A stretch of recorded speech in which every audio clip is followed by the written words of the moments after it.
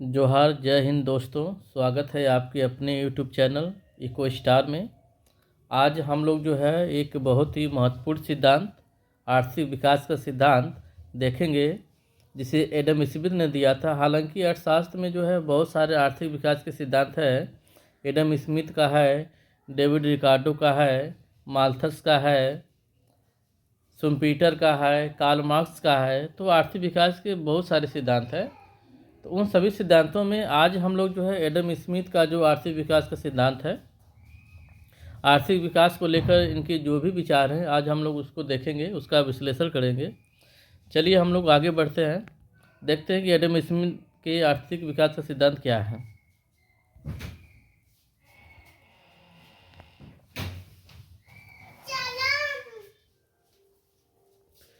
Adam Smith अर्थशास्त्र के जनक थे एवं प्रतिष्ठित अर्थशास्त्रियों में सबसे प्रमुख माने जाते हैं। जितने भी क्लासिकल अर्थशास्त्री थे, जितने भी प्राचीन अर्थशास्त्री थे, उसमें एडम स्मिथ जो है काफ़ी महत्वपूर्ण है। उनकी एक पुस्तक है an inquiry into the nature and causes of wealth of nation, जो कि इन्होंने 1776 में इस पुस्तक को लिखा था। इस पुस्तक के माध्यम से जो है आर्थिक विकास के सिद्धांत को हम लोग समझेंगे, जो मुख्य आर्थिक विकास की समस्याओं से संबंधित है। यद्यपि एडम स्मिथ ने आर्थिक विकास का व्यवस्थित सिद्धांत प्रतिपादित नहीं किया है, परंतु बाद के अर्थशास्त्रियों ने सुव्यवस्थित सिद्धांत बनाया। हालांकि एडम स्मिथ ने जो आर्थिक विकास का सिद्धांत दिया था वो जो बहुत व्यवस्थित नहीं था, लेकिन इनके बाद के जो भी अर्थशास्त्री आए उनको एक आधार मिला और उन लोगों ने आर्थिक विकास का एक मजबूत और एक व्यवस्थित सिद्धांत बनाया। एडम स्मिथ के अब देखते हैं, इनके आर्थिक विकास के सिद्धांत से संबंधित मुख्य विचार इस प्रकार है। देखिए कौन कौन से विचार ऐसे हम लोग समझते हैं। एडम स्मिथ के जो भी आर्थिक विकास से संबंधित जो भी विचार थे, उसमें एक प्राकृतिक नियम से संबंधित है, दूसरा श्रम विभाजन से संबंधित है, तीसरा पूंजी का संचय से संबंधित है, चौथा विकास के दूत और पांचवा पूंजी संचय की प्रक्रिया है। ये जो 5 पॉइंट है, इन्हीं पाँचों पॉइंट को हम लोग अच्छी तरह से समझेंगे, जानेंगे कि 5 पॉइंट है क्या है। पहला पॉइंट देखते हैं, प्राकृतिक नियम को हम लोग समझते हैं। एडम स्मिथ का मानना था कि प्रत्येक व्यक्ति अपने हित का श्रेष्ठतम निर्णायक है, उसे अपने हित का पालन करने के लिए स्वतंत्र छोड़ देना चाहिए। एडम स्मिथ ये मानते थे कि प्रत्येक व्यक्ति अपने हित के बारे में सोचता है और अपने बारे में सबसे बेहतर वही सोच सकता है। इसलिए जो प्रत्येक व्यक्ति को जो है अपने हित को बेहतर करने के लिए उसे स्वतंत्र छोड़ देना चाहिए। इस प्रकार प्राकृतिक नियम का पालन करते हुए एडम स्मिथ आर्थिक गतिविधियों में व्यक्ति की स्वतंत्रता के पक्षधर थे। इनका मानना था कि प्रत्येक व्यक्ति बाजार व्यवस्था के दायरे में रहते हुए अपने स्वतंत्र क्रियाओं के माध्यम से अपने स्वार्थ की पूर्ति करने के क्रम में वह सामान्य हित को बढ़ाएगा। ये जो है बाजार व्यवस्था होती है, जिसकी आर्थिक गतिविधियों में, जिसकी मांग और पूर्ति की स्वतंत्र गतिविधियों में किसी प्रकार का कोई हस्तक्षेप नहीं होता है, जिसको बोलते हैं बाजार आधारित अर्थव्यवस्था।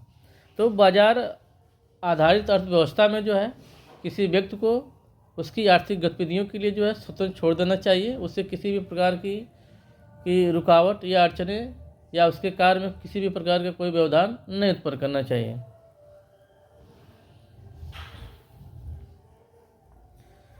इस प्रयास में बाजार की अदृश्य शक्तियाँ, मांग एवं पूर्ति प्रत्येक व्यक्ति का मार्गदर्शन करेंगी, जो बाजार तंत्र को चलाती हैं। इस प्रकार एडम स्मिथ ने अपने प्राकृतिक नियम के विचार के माध्यम से बाजार नियंत्रित अर्थव्यवस्था या बाजार उन्मुख अर्थव्यवस्था का समर्थन किया है।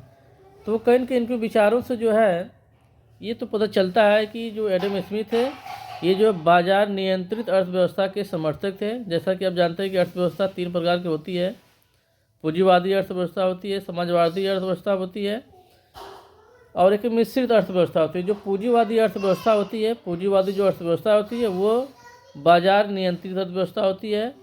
वहाँ की आर्थिक गतिविधियों में जो भी नियंत्रण होता है वो मांग और पूर्ति की अदृश्य शक्तियाँ ही करती हैं। मांग और पूर्ति की शक्तियों में किसी भी प्रकार का कोई व्यवधान नहीं होता है।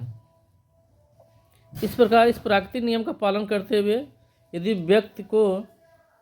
व्यक्ति के आर्थिक गतिविधियों में किसी भी प्रकार का बाह्य हस्तक्षेप न किया जाए। बाह्य हस्तक्षेप का मतलब जो है सरकार द्वारा जो किसी प्रकार का हस्तक्षेप न किया जाए, किसी प्रकार का कोई टैक्स हुआ या आयातित वस्तुओं पर कोई प्रशुल्क न लगाया जाए, निर्यातित वस्तुओं पर कोई सीमा शुल्क न लगाया जाए।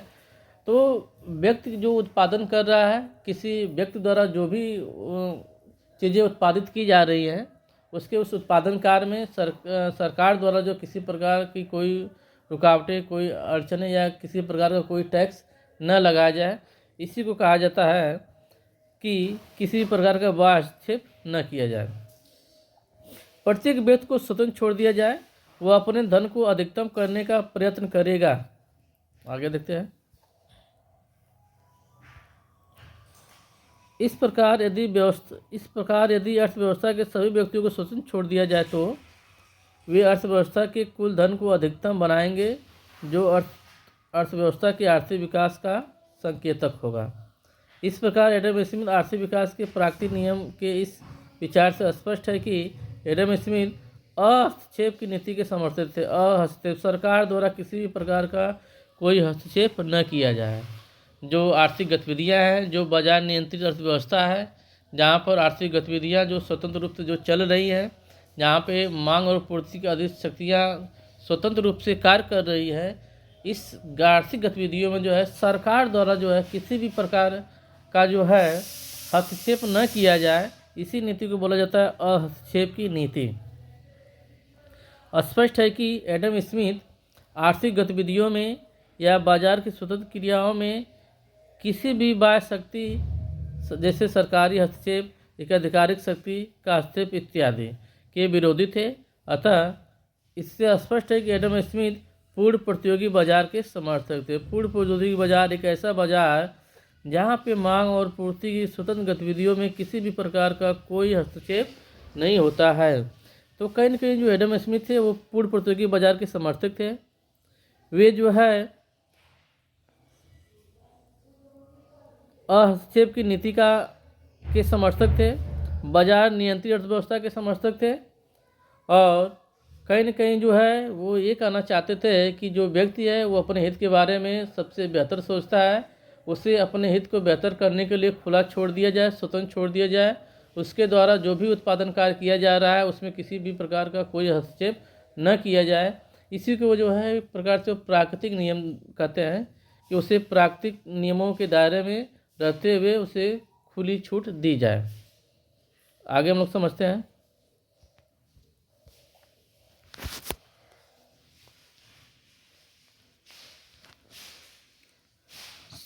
श्रम विभाजन क्या है। श्रम विभाजन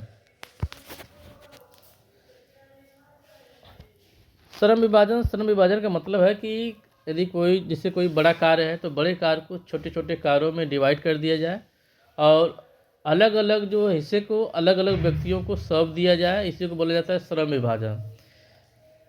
आप इसको इस तरह समझ सकते हैं कि जैसे जब खेल होता है, जब क्रिकेट होता है, तो क्रिकेट में देखा जाता है कि कुछ खिलाड़ी जो होते हैं जो केवल बॉलिंग संभालते हैं, उनको बॉलिंग की जिम्मेदारी दी जाती है कि आप बेहतर बॉलिंग कीजिए, विकेट लीजिए।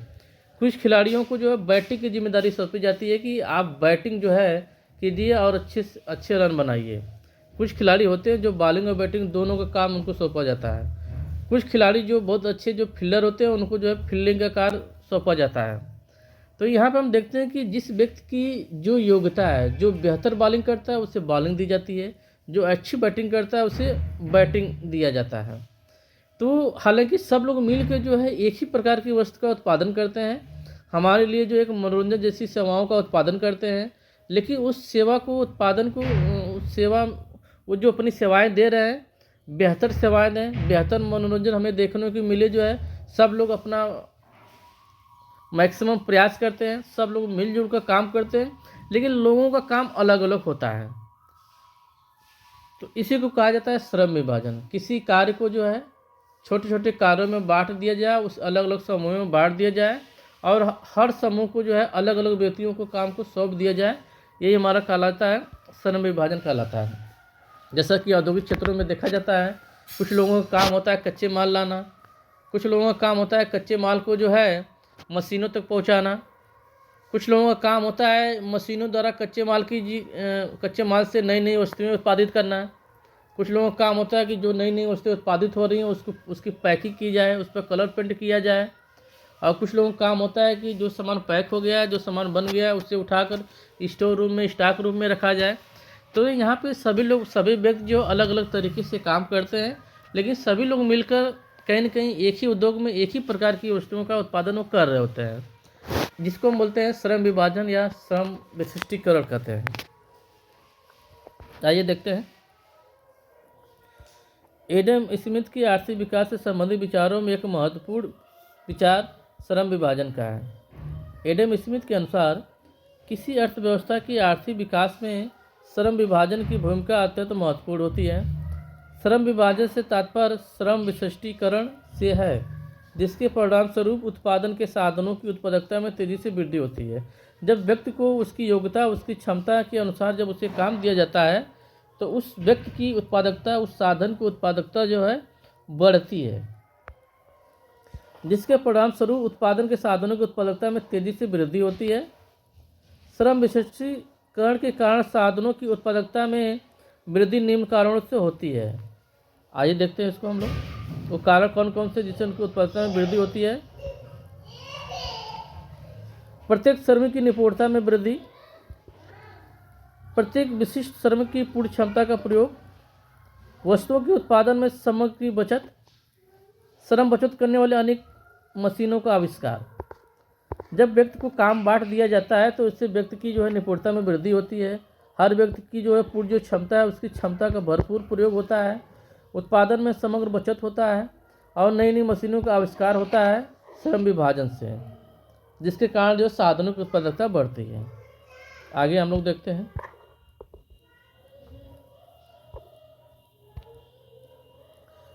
श्रम विभाजन के लिए बाजार के आकार का विस्तृत होना आवश्यक है। ये मानते हैं कि बाजार हमारा विस्तृत होना चाहिए, बड़ा होना चाहिए, तभी श्रम विभाजन जो और बेहतर होगा। बाजार का आकार अर्थात बढ़ती हुई मांग के सापेक्ष अधिक पूर्ति करने की बाध्यता जितनी अधिक होगी, श्रम विभाजन उतना ही अधिक होगा। दूसरे शब्दों में बाजार के बढ़ते आकार के रूप में निवेश करने की प्रेरणा मिलती है। अगर हमारा बाजार अधिक होगा, बड़ा होगा, विस्तृत होगा, तो हमें निवेश करने की प्रेरणा मिलती है। क्योंकि बाजार बड़ा है तो बाजार में जो है उस वस्तुओं सेवाओं की मांग भी खूब होगी। जब मांग होगी तो निवेश करने की प्रेरणा मिलती है, उतनी ही अधिक होगी। पूंजी निवेश में वृद्धि होगी। जब जाहिर सी बात है, जब निवेश को प्रेरणा मिलेगी, निवेश अधिक होगा तो पूंजी में वृद्धि होगी, जिससे श्रम विभाजन को अधिक बल मिलेगा, जिससे जो है श्रम विभाजन को अधिक मिलेगा, अलग ताकत मिलेगी। श्रम विभाजन जो है और बेहतर तरीके से काम करेगी, क्योंकि अधिक निवेश होने से उनकी आय में वृद्धि होगी। इस क्रम में श्रम विभाजन उतना ही अधिक होगा, उत्पादकता में उतनी ही वृद्धि होगी और इस प्रकार उत्पादकता में तीव्र वृद्धि के साथ आर्थिक समृद्धि की दर भी तीव्र होगी। आगे देखते हैं। अतः आर्थिक समृद्धि की तीव्र दर के साथ आर्थिक विकास की दर भी तीव्र होगी। जब आर्थिक समृद्धि आएगी तो जाहिर सी बात है आर्थिक विकास भी होगा। इस प्रकार एडम स्मिथ के अनुसार किसी अर्थव्यवस्था के आर्थिक विकास के क्रम को निम्न रूप से निरूपित किया जा सकता है। यहाँ पे एडम स्मिथ कहते हैं कि आर्थिक समृद्धि ही आर्थिक विकास का संकेतक है। जितने क्लासिकल अर्थशास्त्री थे, इन लोगों की धारणा थी कि आर्थिक समृद्धि ही आर्थिक विकास का बेहतर संकेतक है। ये आर्थिक समृद्धि को ही आर्थिक विकास मानते थे, जितने भी प्राचीन अर्थशास्त्री थे, क्लासिकल जो भी अर्थशास्त्री थे। आइए आगे बढ़ते हैं। बाजार का आकार या निवेश की प्रेरणा। बाजार का आकार अगर बड़ा होगा तो निवेश की प्रेरणा हमें मिलेगी। जब निवेश अधिक होगा, यानी पूंजी निवेश जब अधिक होगा तो श्रम विभाजन भी अधिक होगा। श्रम विभाजन होगा तो साधनों की उत्पादकता बढ़ेगी। जब उत्पादकता बढ़ेगी, उत्पादन बढ़ेगा, जिसके कारण आर्थिक समृद्धि आएगी। आर्थिक समृद्धि ही आर्थिक विकास है, जैसा कि क्लासिकल अर्थशास्त्री मानते हैं। आगे हम लोग देखते हैं। पूंजी का संचय हम लोग समझते हैं। पूंजी का संचय क्या है?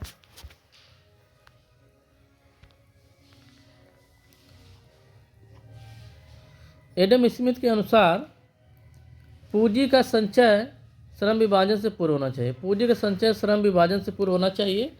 इस प्रकार एडम स्मिथ भी इस तथ्य के पक्षधर थे कि पूंजी का संचय आर्थिक विकास के लिए एक आवश्यक शर्त है, किंतु पूंजी के संचय के लिए अर्थव्यवस्था में बचत अधिक होना चाहिए। जब हमारी बचतें अधिक होंगी तभी हमारा पूंजी का संचय होगा, और जो पूंजी का संचय होगा तो पूंजी का निवेश होगा, श्रम विभाजन होगा, श्रम की उत्पादकता बढ़ेगी, उत्पादन बढ़ेगा, आर्थिक समृद्धि आएगी।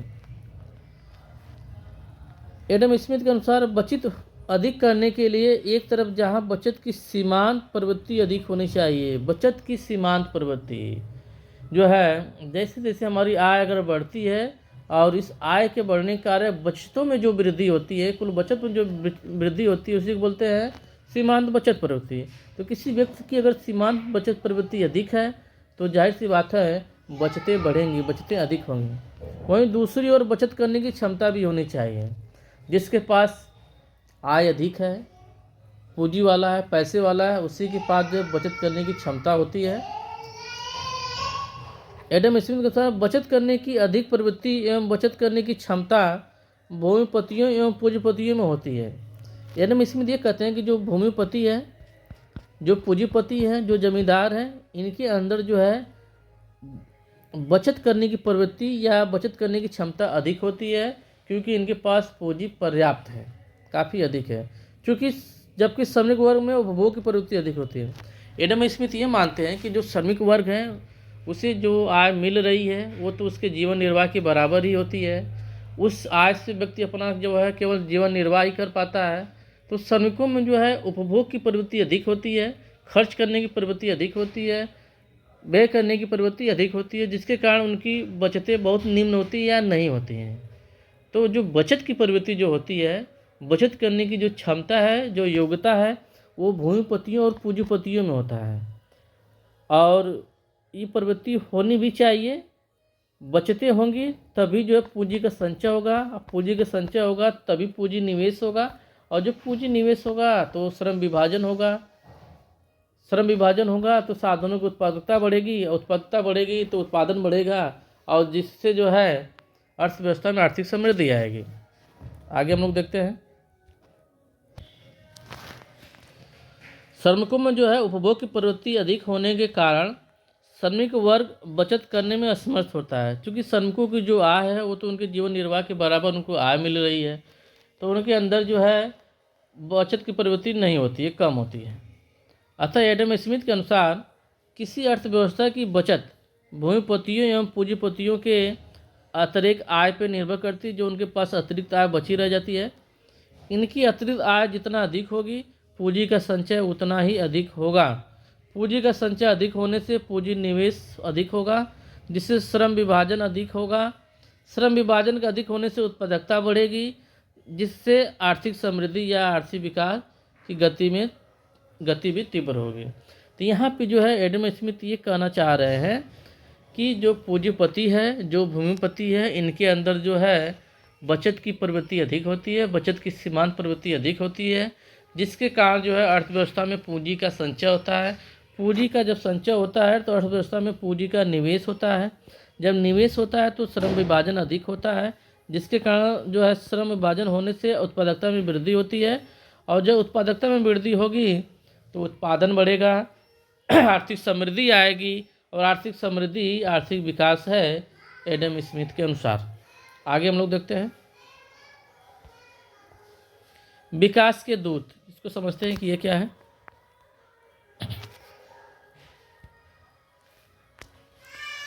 एडम स्मिथ के अनुसार भूमिपति, पूंजीपति तथा व्यापारी, ये तीन जो विकास के दूत हैं, विकास के एजेंट हैं। इन तीनों का नाम आप लोग याद कीजिएगा कि भूमिपति, पूंजीपति और व्यापारी ये विकास के एजेंट माने जाते हैं। किनके अनुसार? एडम स्मिथ के अनुसार। किसी भी अर्थव्यवस्था के आर्थिक विकास के अग्रदूत है। एडम स्मिथ के अनुसार भूमिपतियों, पूंजीपतियों में बचत करने की प्रवृत्ति अधिक होने के साथ साथ बचत करने की क्षमता अधिक होती है।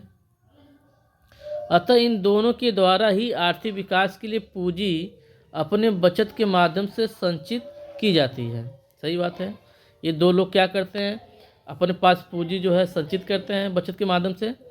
व्यापारी वर्ग इन दोनों के मध्य पारस्परिक संबंध को मजबूती प्रदान करता है। एडम स्मिथ के अनुसार कृषि में विकास होने से भूमिपतियों के अतिरेक में वृद्धि हुई, जिसके परिणाम स्वरूप पूंजीपति वर्ग के द्वारा उत्पादित वस्तुओं एवं सेवाओं की मांग में वृद्धि हुई, जिसके परिणाम स्वरूप व्यापार एवं वाणिज्य में वृद्धि हुई तथा विनिर्माण उद्योग की स्थापना हुई। ये कहते हैं कि जब कृषि में निवेश होता है तो जो भूमिपति होती हैं उनकी आय में वृद्धि होती है, और जो पूंजीपति होते हैं जो वस्तुओं सेवाओं का जो उत्पादन करते हैं जो है इनके द्वारा जो है मांग में वृद्धि होती है, और जब मांग में वृद्धि होती है तो परिणाम स्वरूप व्यापार वाणिज्य में भी वृद्धि होती है और विनिर्माण उद्योग की स्थापना होती है। दूसरी ओर व्यापार वाणिज्य एवं विनिर्माण के विकास में उन्नत प्रौद्योगिकी विकसित हुई, जिससे कृषि उत्पादन में वृद्धि हुई। इस प्रकार भूमिपति, पूंजीपति एवं व्यापारी वर्ग के होने से पूंजी का संचय संभव होता है और आर्थिक विकास होता है। तो यहाँ पे एडम स्मिथ जो है विकास के दूत के रूप में भूमिपति, पूंजीपति और व्यापारी को प्रस्तुत करते हैं और इनके माध्यम से बताते हैं कि ये तीनों लोग मिलकर जो है तीनों के अंदर जो है बचत की प्रवृत्ति अधिक होती है, जिसके कारण पूंजी संचय होता है।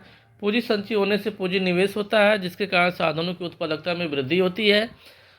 उत्पादकता में वृद्धि होने से जो है उत्पादन बढ़ता है, जिसको आर्थिक समृद्धि कहा जाता है, और आर्थिक समृद्धि ही आर्थिक विकास है एडम स्मिथ के अनुसार।